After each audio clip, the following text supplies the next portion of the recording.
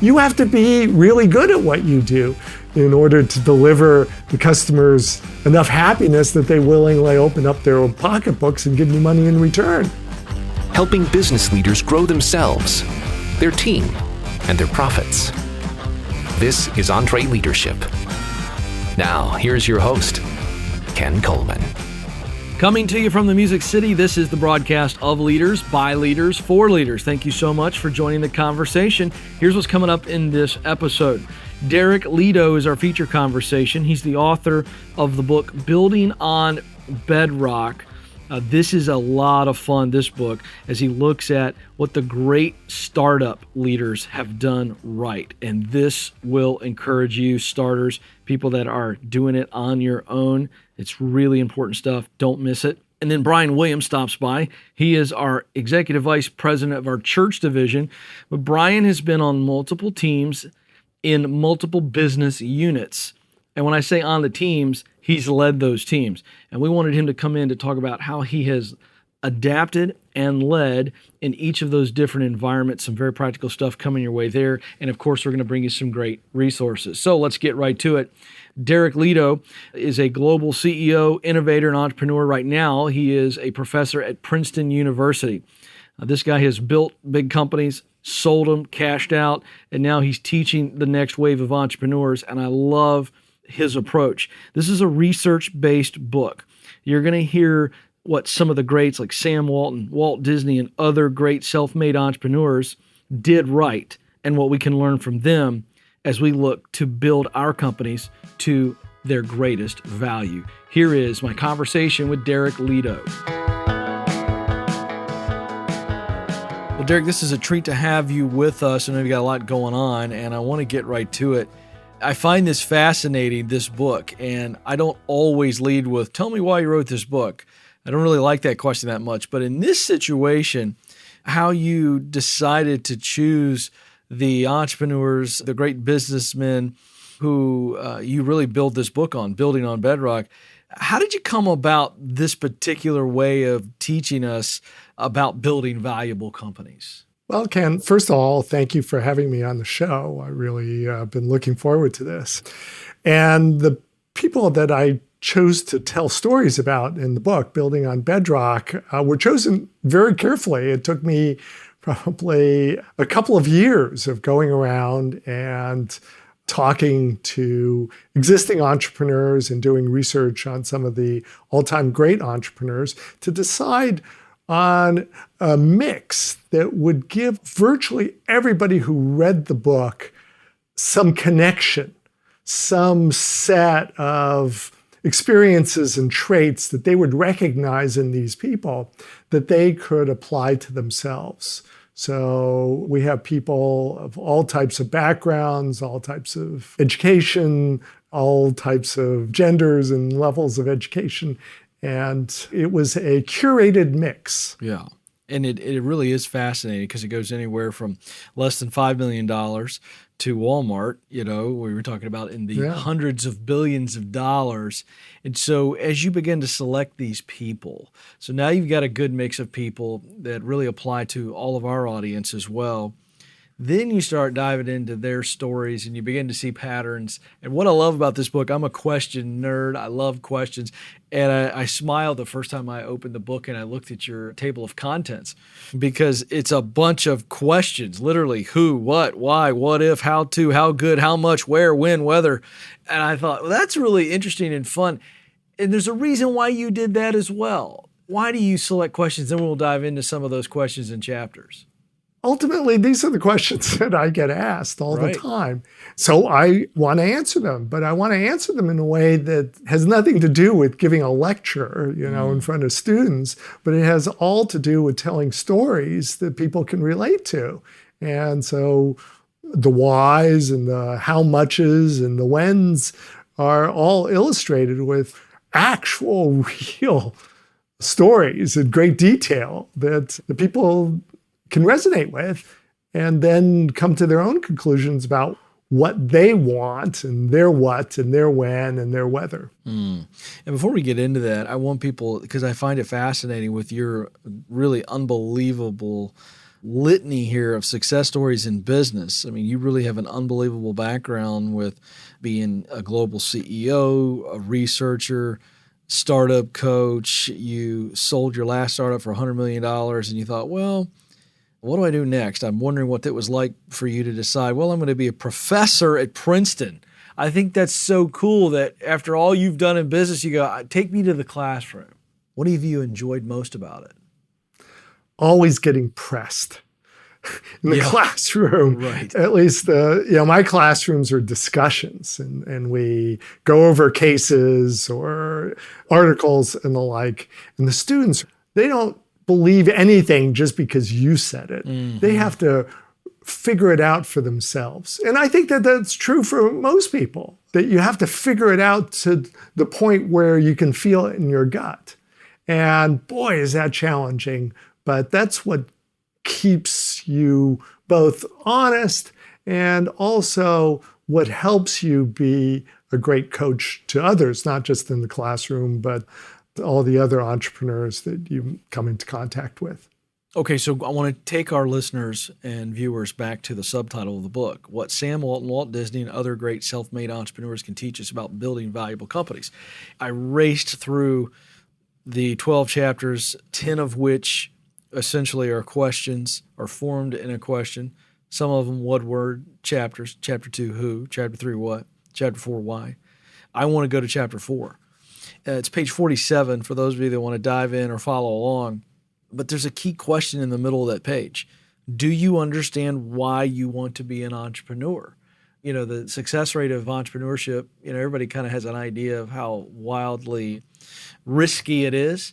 But why focus on why in this chapter? And what are we going to learn out of this chapter? Well, it's the single most important decision that you make that correlates with ultimate success. It's always my first question. Well, why do you want to be an entrepreneur? You can be all sorts of things, but you're choosing, one of the hardest things in the world to become. Why? And most people naturally have a superficial answer to that question. I think it would be fun. Gee, I want to make some money. I have an idea. There are others. But these are ultimately not your real reasons why you want to be an entrepreneur. These are your front of the brain justifications for you actually wanting to be an entrepreneur. And your real reasons have to do with who do you want to impress? Who do you want to get back at? What situation are you fearful of ever getting back into? Those strongly emotional reasons are the things that correlate with entrepreneurial success. And if you've got one of those real drives, you're proving something to yourself and to the other people. If you're going to dedicate your life to proving that, your chances of success go way, way, way up as an entrepreneur. So it's an important question to answer. Yeah, it really is. And you make the point here in this chapter that understanding that why is so important, because a great idea is not enough. Why? No, that's one of the big myths out there, because ultimately all ideas morph on the way to the market, especially as you start talking to potential customers. And every single entrepreneur that's, when they start talking to customers, find out that the customers have a different point of view on what it is that you think you can deliver to make them happy. And they say, I really need this, or I want that. In the book, I tell a story of one of the great ideas of the 20th century, and the inventor of the transistor, who was showered with as much money as he could ever ask for, and was able to recruit the smartest people to come and work with him. And yet, he never was able to produce a single device. The best idea ever in the hands of somebody who doesn't have an awareness of what it takes to be a successful entrepreneur is going to fail. Yeah, that's absolutely right. We're not going to be able to hit all of these chapters, but before we go any further, you throw out a name on the cover of the book, a couple of names like Sam Walton and Walt Disney. It's interesting. I want you to talk about what you learned about Sam. Because, we think Walmart and the sheer size of Walmart for some is intimidating until you go back and you realize how Sam started and what he started with and why he started. What do you reveal about Sam Walton in the book? I know you reveal a lot, but what can we learn about his journey? Well, his journey is such a pure journey, and it starts from very humble roots. And I was very fortunate that the Walton family and the Walmart Museum granted me access to all his papers in their archives. And so I could literally see what he saw when he was making early decisions and later decisions on how to grow Walmart. And we think of Walmart, and it is the largest corporation in the world from a revenue point of view. And yet he started it in the simplest, most basic way possible. He bought a bankrupt retail franchise in a small town of 3,500 people. And it was all the money that he could, borrow from his in-laws and that he had saved up with his wife. So they buy it, and he quickly realizes this business really is going to go bankrupt. He needs to do things. And he made improvements every single day of his entire life in how Walmart operated. He had the fastest rate of improvement that the world has ever seen in how he figured out how to please his customers and make them happier and happier, literally on a daily basis. It's such a simple and pure story about how Sam didn't rely on technology. He was all about listening to the customer, asking very basic questions, keeping his instructions to the people he worked with very simple and straightforward. It was always about, well, how much did we sell today? And, how does it compare to what we sold a year ago? And, gee, how much stuff do we have back there in the stock room that we need to be selling and putting out on the shelves? And what do you hear from the customers? What do they want? And why did that thing sell so well last week and your sale item this week aren't doing so well? Simple questions. And by asking them relentlessly over and over again, that's how you create the biggest corporation in the world. What was so unique about him, other than you gave us some insight into the question asking, the consistent drive to make things better? What else can we learn from Sam Walton? And for our listeners, those that want to get the book, what question does he help personify? So he was not afraid to ask questions. Matter of fact, he admitted that he got most of his good ideas from his competitors or other stores. So after he spent, time in his stores on any given day, he'd go visit other stores and he'd walk right up to the managers and say, hey, I'm Sam Walton. I own a little store in Bentonville. And I noticed that you're doing a great job on, selling this. How did you get that idea? And because he was offhanded and he complimented the managers of these other stores, they'd almost always tell him. And they'd show him what they were doing in the back room and he'd compliment them and the like. And then he'd go back and tell his store managers that. Matter of fact, every Saturday morning, every single store manager, as they were expanding, would get together, either in person or on the phone, and they'd compare notes on what they'd learned in their stores and in their competitors' stores, and they'd go and do it. And so you can't be afraid to ask the questions of the people that walk in your stores, but also what is working elsewhere. This is the job of an entrepreneur, is to know.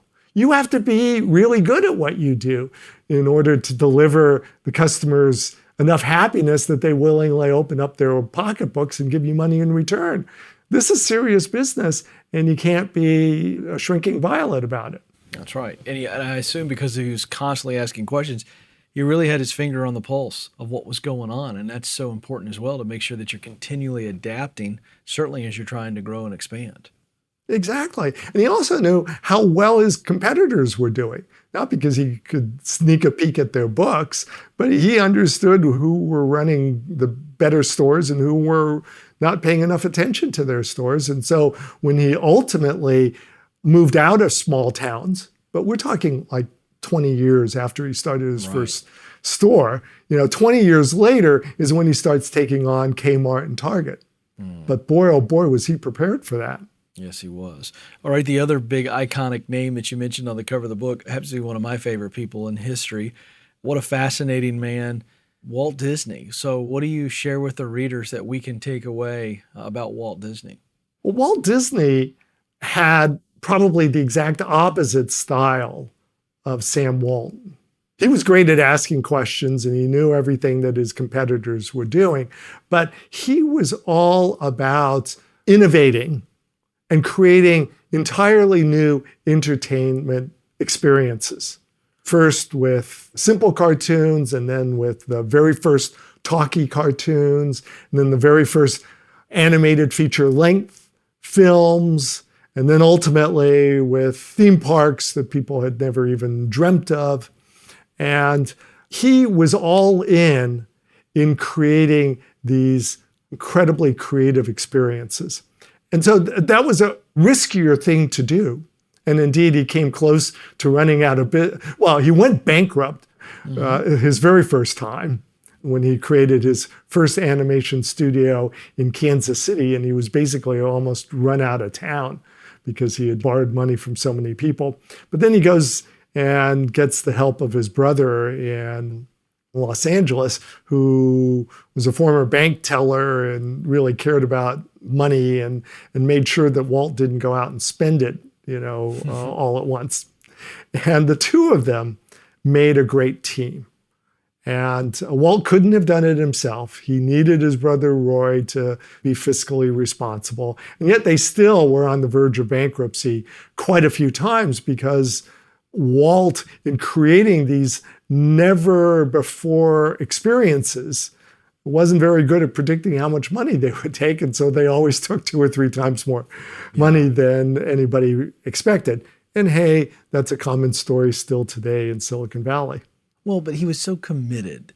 Talk about his commitment to the experience. And that's why he spent so much money and almost ran out of it.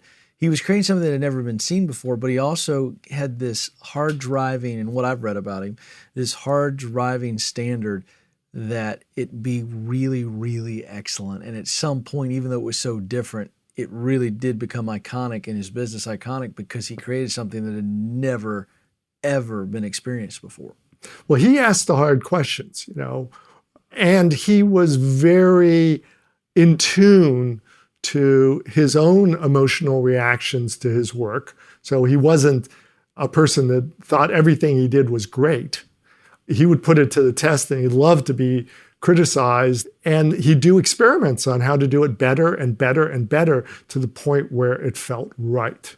And it felt right not just for him, but for others that he would bring in, that he came to rely upon because they would tell it like it was. And these incredibly high standards that he set for himself and that others set for him, he worked relentlessly. He often slept in his office, often. Throughout his entire career, he often slept in his office. And he would do whatever it took to meet those high standards. What do you want the reader to do as they walk through each of these chapters? Obviously, the stories, which you just touched on a couple, as they begin to see, okay, the questions, the who, the what, the why, the what if, and they read this. And one of the things I love you do notes at the end of the book from each of the chapters. What do you want this book to be for our audience, these entrepreneurs, men and women who are building companies? I want it to help them succeed. And the single most important thing is to figure out why you're doing it. But then once you figure out why you truly want to do it, then it's about preparation. And it's not about having some high IQ or some high EQ. There's no special trait that correlates to entrepreneurial success. It's really about that dedication and then doing whatever it takes to be prepared to make your customers happy. And so each chapter goes through and sort of says, here's how much you need, and this is how good you have to be, and how you know whether or not you're good enough at doing what it is that you aspire to do, and when's the right time. And so I want to just lay it out so that everybody really understands how to significantly improve their chances of success. And this is something that, again, there's this myth, oh, well, 1 in 10 startups work and 9 out of 10 fail. But the truth of the matter is, for Bedrock entrepreneurs, it's more like 3 out of 10 succeed. And if you prepare, that chance of 3 out of 10 can increase to better than 50-50. And then the odds start swinging in your favor. So the things that we're talking about in the book are all things that have very high payoffs. Yeah, and there's no guarantees. You're never going to guarantee that. But the reality is you've laid out a formula here that can really encourage people, even if they're not in the process of starting up. What about the small business leader who feels like maybe they're stuck or they're still moving along the path? They can take some great truths from this book and apply it and start winning today. Exactly. I have a lot of entrepreneurs that contact me, reach out, and the most common reason they reach out is because they feel they're stuck. And just reading this, virtually all of them come back and say, wow, this really unlocked some of the things that I was doing to hold myself back. Yeah, it's incredible stuff. He is Derek Lidow. The book, Building on Bedrock, What Sam Walton, Walt Disney, and Other Great Self-Made Entrepreneurs Can Teach Us about building valuable companies. There's so much more here, chock full of goodness. One of the things I love about what you do, I want to brag on this for you folks, to go get the book, because at the very end of the book, walks you back through each of the chapters, calls out a lot of the keynotes, things like that. Becomes a really valuable resource that I think you can turn into a manual to really build your company. So great stuff. I know you're busy. Appreciate you being a part of our program. We're much better for our conversation. It's been a great pleasure, and you guys do such wonderful work, and it's a real honor to be on your show. Hope you enjoyed that conversation. Again, Derek Lidow. The book is Building on Bedrock. You can go get that wherever books are sold. All right, EntreLeadership bringing you a great free resource this episode, the EntreLeadership Growth Assessment. Now, here's the deal. If you want to grow your organization, one of the things you're going to have to be intentional about is developing your leaders. Not just developing yourself, but developing your leaders. We have an assessment consisting of 4 attributes that you can use to help you begin assessing your team. Those attributes are rapport, credibility, trust, and influence. This is an excellent guide that will lead you step by step to developing your leaders better. Text episode 280. That's episode 280. Episode 280. Text that to 33444. Or you can get the link in this episode's show notes. It's episode 280, EntreLeadership.com. Click on podcast.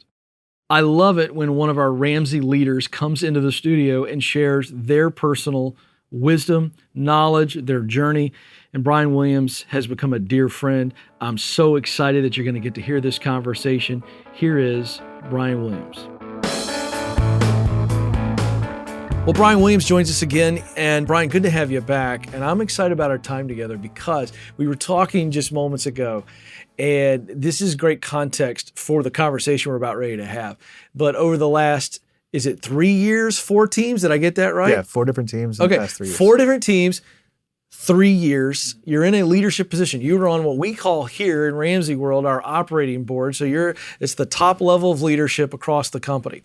And you have had to jump in for different reasons. I just want you to give the quick snapshot of the 4 situations without all the details, but what were the 4 situations and why were you coming into those situations? So the end of the beginning really was the creative team that I've been on for. That's right. For 10 years and kind of started that from scratch and grew that up to a really large team. And so that was kind of a sustaining success. Yes. And it was working really great. Then we kind of moved into a startup model, Christy Wright's Business Boutique, and I got the privilege of being a part of that and get that started. And so that was building a team from the ground up, taking the highest level of idea and starting to create a business out of that. Then shortly after that, one of the leaders left a product team that was really in a lurch. And so I got to jump in with that, kind of get the team reshuffled and pointed towards a vision and moving forward. And then here recently, kind of brought that team with me as we kind of pulled together multiple products, multiple teams into the financial peace division. And so that's currently where I'm sitting as the EVP of financial peace. And so what we got there, you have a launching situation, you had a leadership vacuum situation, this current situation similar to the company growing, a little bit of restructuring over there in that particular world. And okay, we need a leader there that's going to kind of bring it all together. So I'm curious, I want you to address this because I think this is good for leaders that are listening in that are in this role, in a new leadership position, or maybe they're a senior leader and they're looking for somebody to bring over maybe from a different part of the company into another role. What have you learned about coming from one area into completely different area, but in a leadership position? You're not coming in on the ground level, you're coming in at the top. Yeah. The biggest thing I could say is listen. My first day in the Every Dollar team, I cleared out a conference room, made it my office, bought a couch just specifically so I could start pulling team members in, have them sit down and ask them questions. The people on the ground are the ones that really know what's going on. And all I have to do is listen and learn. And then from that standpoint, I get the context I need to help formulate, okay, this is where we're going. And so I assured them right out of the gate, we're not going to make any major decisions for a while so that I can get my bearings, because it would be short-sighted for me to come in and tell them, this is how we're going to run the business that you've been a part of for so long. And so listen. And then from that standpoint, start to formulate who are the people that have influence, may not be in a leadership role, but have influence. And then start to use them as your sounding board to get your ideas of, hey, how does this weigh with what we were talking about? What about this? And then from that standpoint, you can see them start to light up of like, A, you've heard me, B, you really care, and C, we're going to start moving this in the right direction. And from that standpoint, then you start to broaden your spectrum of communication out to the rest of the team. Okay, I'm so glad you took us to communication because I want to hang here for just a bit. I'm listening in here and I'm wondering if what you just described as a process of listening when you came into a new role as a leader, does that also work for somebody who's listening right now going, we're not communicating well as a company. I've not done a great job of this. It could be better. Maybe we're even unhealthy. Do they do the same situation here? Do they kind of pull everybody in the room and go, okay, I'm going to prove to them and I'm going to actually start listening? I honestly think it's harder when you've been there for a while. Right. Because at that standpoint, like you've kind of got your rhythms and like there's a mess in the corner and everyone's kind of ignored it. At that standpoint, you need to push the reset button at some point and pull the team together and go, okay, we're making a change. Okay. You know, remember like when you were a kid and your parents would have that family meeting and inevitably like it was significant because something was changing. You're going to have to do that kind of standpoint. When you're coming in fresh, you have that that benefit of not having context. And so when you're sitting down, people don't think like, what's the ulterior motive? Right. But the ultimate answer is yes. You've got to do something dramatic and you've got to do something consistent to communicate well to your team of, I hear you and here's where we're going. And I think those are the two critical aspects to kind of reset and start driving forward. Okay. So let's go then back to the end of your answer. Now you're communicating as a whole. What is healthy communication in your mind? What does it look like within a team?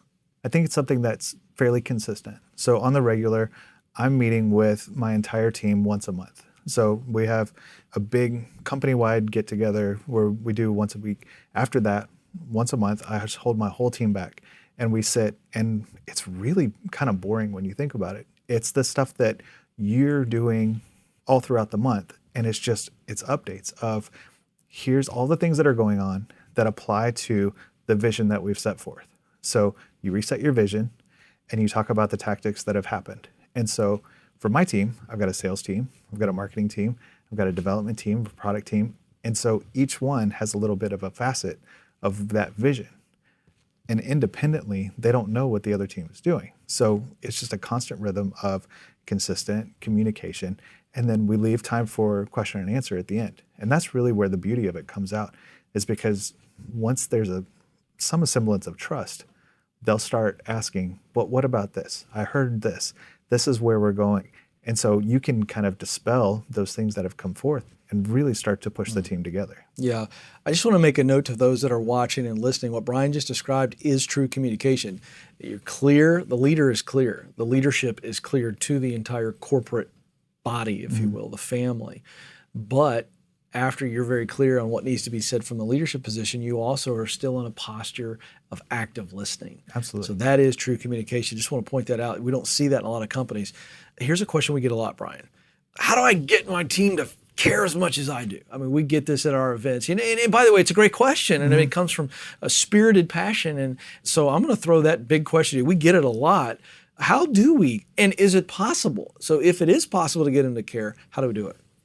I mean, to say, how do I get them to care as much as I do? I think it's possible.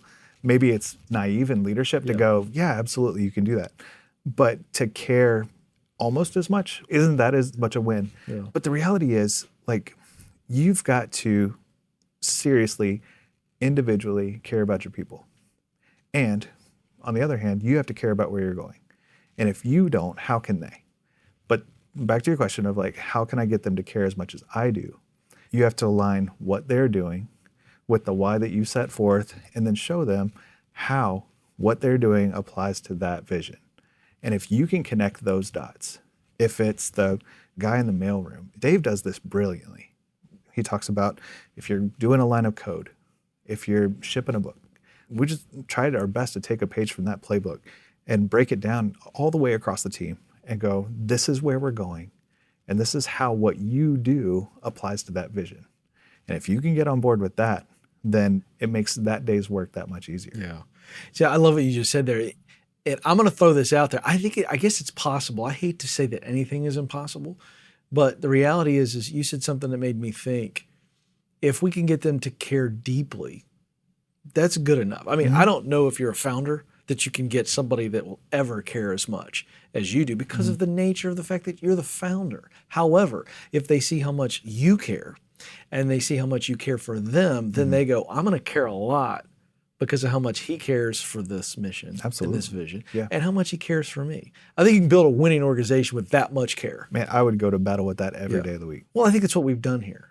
I think to Dave's credit and to the board's credit, I think we have, and I'm not saying everybody, but I'm saying we got a lot of people around here who care deeply. Absolutely. And then we see the result of that. So it really is great. And this is really about communication and constantly understanding. I'm going to tee you up to talk about this. The last thing I'll ask you. From time to time, Dave will mention the fact that we're crusaders. What does that mean? Why does he say that so much? Why that word? I think a crusader is somebody that's so focused on the end result. Not just where we're going or the goals we've set forth, but the end result. It's the people on the other end of this. It's charging the hill so that we can affect lives. Like, you go out in the halls and you ask anyone here why you do what you do. It's because the single mom stands in the lobby and does her debt-free scream. So all else fails. We're changing lives. Now, if we have an argument about how we're going to get to where we're going, that becomes the deciding factor of, well, how are we going to get to that mission faster? Okay, well, then we can come to an agreement and move forward. It's that aspect of, it's not me, it's not you, it's us together and how we're going to drive towards that common goal. That's a crusade. Yeah. Because it's so much bigger than me, my leadership, my career, my trajectory. It's what we're doing together as an organization to affect change on the outside. That's exactly right. We're all purveyors of hope. Absolutely. And it doesn't matter what role you are, whether you're on a mic like I am or, you know, these amazing guys in the booth that make all this happen. It's all about hope. We've got to give people hope. Hope that you can build the business that you dreamed of. Hope that you can pay the debt off, whatever it is. So great stuff. Brian Williams, thanks for hanging out with us. This is good stuff, a good reminder of what we need to know about leading teams. We appreciate it. Very cool. Thank you, bro. Big thanks to Brian Williams for stopping by. You know, one of the things I love about Brian is he's probably one of the most humble leaders I've ever met. And he's a guy that if you were to meet him at one of our Entre events and not stand there and have a deep conversation, you think there's no way that guy is leading, because he fades in. But I say that because I want to encourage, one, you extrovert, loud leaders to not overlook the quiet ones. And for you quiet ones, if you think because you're quiet you can't lead, well, you're wrong. So there you go. There's my public service announcement to all leaders of every shape and size. All right, Infusionsoft is bringing you the Office Automation Guide this episode. Now, data out there says that entrepreneurs spend 68% of their time managing daily tasks instead of working on business strategy. Now, this is dreadful. It's just awful. We all hear that data and go, oh boy, that's bad. Well, there's a way to get around it. Infusionsoft is giving you this ebook, the Office Automation Guide. And they're going to help you understand how small business owners can save time and money by automating many of the tasks that suck up their time during the day.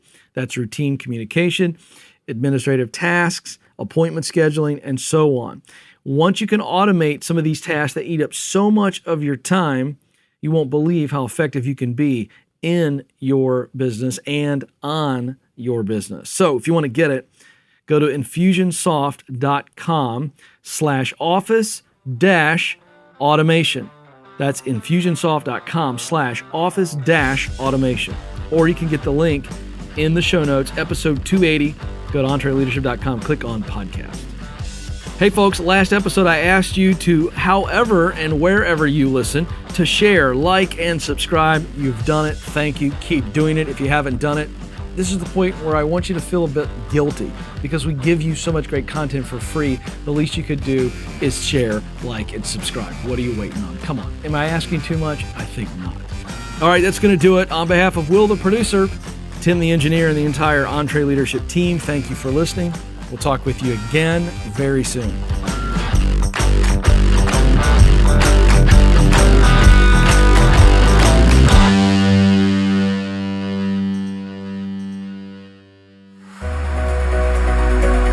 Hey folks, I want to make you aware that we have other great podcasts from Ramsey Solutions.